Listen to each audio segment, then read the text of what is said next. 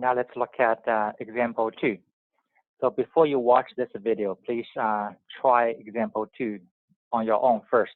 Then you can compare your solution with my solution. So example 2 is for a bus company. This bus company has 8 different locations. So we want to assess these 8 different locations to see which one is efficient, which one is not efficient in terms of using converting input to output. So if you look at the given information, I have ticket sales and freight sales. So these two are considered to be output. So I have 2 kinds of output. And I also have labor hours and facility dollars. So these 2 are the input. So I have 2 input, 2 output. So how do we create tables using Excel solver to assess this company at different locations? So first of all, we are going to assess location 1. I will also do 2 and 3, and you can do the rest of it. So how to create table? First of all, as I said, I'm going to insert 3 rows above, and I have coefficient. I have their value. So first of all, look at input, output. So for output, I have 2 kinds of output: ticket sales, freight sales. That's why I have U1, U2, 2 output. And input, I have 2 inputs. That's why I have V1, V2. And underneath, these 4 are the actual values for these coefficients. So I'm going to highlight everything green.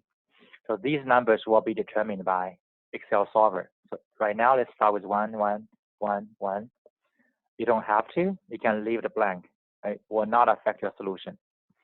So I create U1, U2 for 2 output. I have created V1, V2 for 2 inputs. Then I need to add more columns. I have the aggregate, if you remember.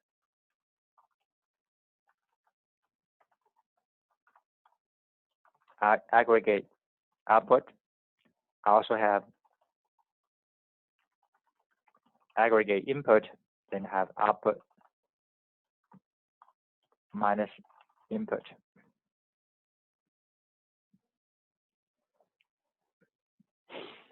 So let's fill the table. So what is the aggregate output for location 1? As I said, we take a weighted average. So it will be 1 times 700 plus 1, which is the coefficient value, times corresponding output, which is 300. So 1 times 700 plus 1 times 300. So we can use a function called sum product. Choose 101, C3, D3, and then I'm going to press F4 to lock it, because later I'm going to drag it down to fill the rest of locations. I will drag it down. All the locations will be using the same coefficient values, which is C3, D3. That's why I lock it. And second parameter is the corresponding output for a specific location, which is that location 1, 700, 300, C5, D5. So that is called the aggregate output. So basically, this is a weighted average, okay? Weighted average of output.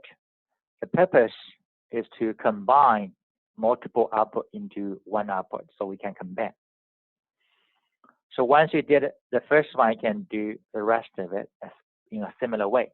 Because when I did the first one, I locked C3, D3, I can simply drag it down.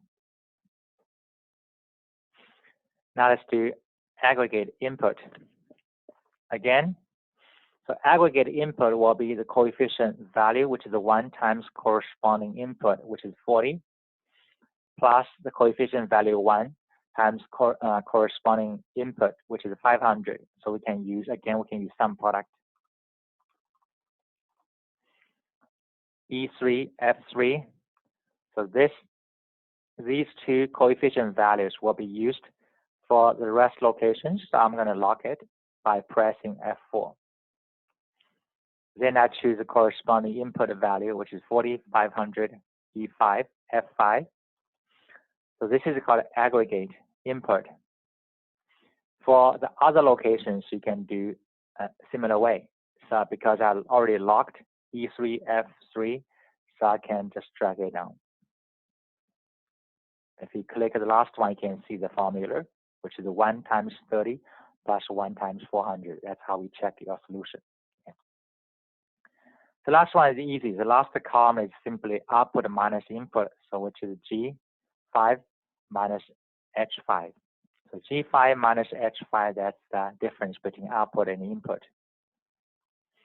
Once you have this one, we can drag it down. Okay, we can fill the rest of the locations. If you like, of course, to make your table look nicer, of course, you can do some formatting. I can add some border, make it look nicer. I can add a border here as well, but this is only for formatting.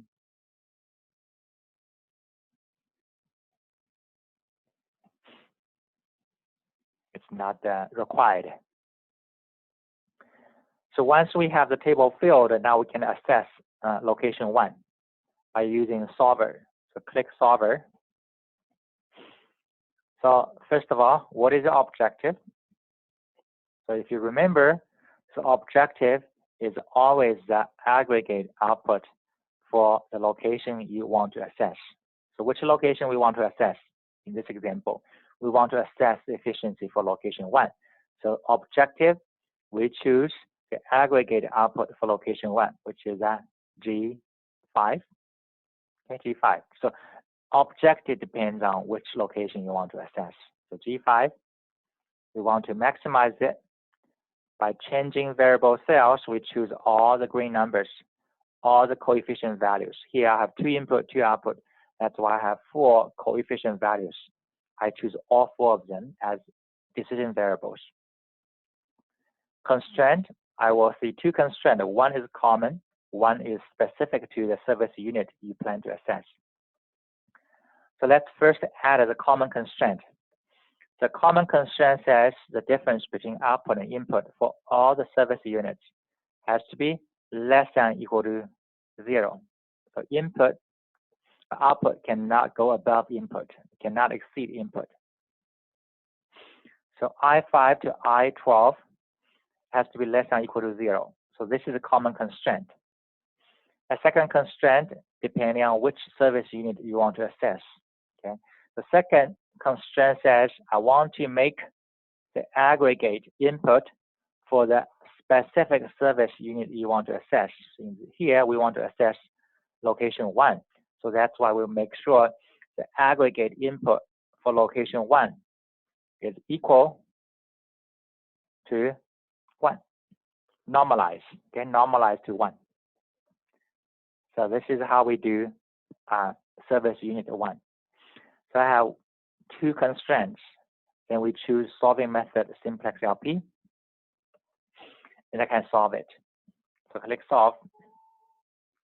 Now if you look at the number, how do we know? Look at all the numbers. How will you know whether or not service unit 1 is efficient? So we look at the aggregate output. So I have all these numbers. And I said, because here I want to assess unit 1, so these numbers, these 7 numbers are not relevant. Don't look at these 7 numbers, not relevant. I only look at the aggregate output for that service unit you want to assess, because I want to assess service unit 1, so I only look at this number. This number is 1. 1 means what? 1 means this service unit is 100% efficient. So that means this service unit is fine, 100% efficient. Okay? So unit 1 is 100%. Now let's do 2. Okay, how do we do 2? We'll start from here. We change something. Okay. So what I'm going to do is, this is a default 1. I'm going to use the same sheet and make a copy. So right click to move or copy. So I will click move to the end and create a copy. So basically I copy another sheet, exactly the same, create a copy and make it, move it to the end. So now you can see example 2, default 1. another copy, so I change the name. This is called default 2. So now this is a second service unit. So here I copy the sheet. I want to use this sheet to assess the efficient for service unit 2. So how to do it? The table will be the same. The difference will be solver. So go to solver. Decision variable same. Objective will be different. So now, because I want to assess service unit 2, so objective is to maximize the aggregate output for service unit 2, which is G6, rather than G5, because I want to do service unit 2. Constraints, I have one common constraint. I don't have to do anything about it. I have this one. This is specific to the service unit you want to assess, because here I want to assess service unit 2. So I want to change it. I want to make sure the aggregate input for service unit 2 is equal to 1. So rather than H5, now I want to make sure H6 equal to 1. I change one constraint, I change the objective, I solve it again. So that's how we assess the efficiency for service unit 2. So click it. I got a number. So I have all these numbers. Which number do I look at? Okay, which number do I look at? Because I'm assessing service unit 2, I only look at this number. That is the only number that matters. Okay, you can see this number is 0.8739, which is below 1. So that means for service unit 2, it's not 100% accurate. It's only 87% it's not 100% efficient. It's 87% efficient. That means there's still room to improve. So that's how we assess service unit 2.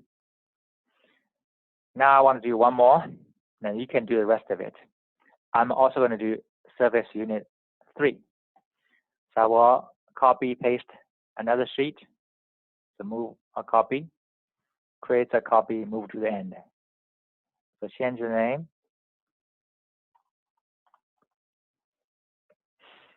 So table will be the same. I need to change the solver. Now we want to assess service unit 3. So objective will be the aggregate output for service unit 3. Decision variable same. Constraint, common constraint, another constraint. We need to change the other constraint.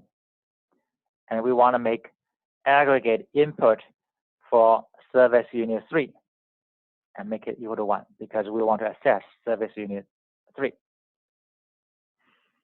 So now we can solve it. Again, I get a bunch of numbers. Which number do we look at? Because we want to assess service unit 3, we only look at the aggregate output for service unit 3, which is 1. 1 means 100% efficient. That means it's good. There's nothing to do. We don't have to do anything. It's 100% efficient. So I already did a 3. You can do the rest of it.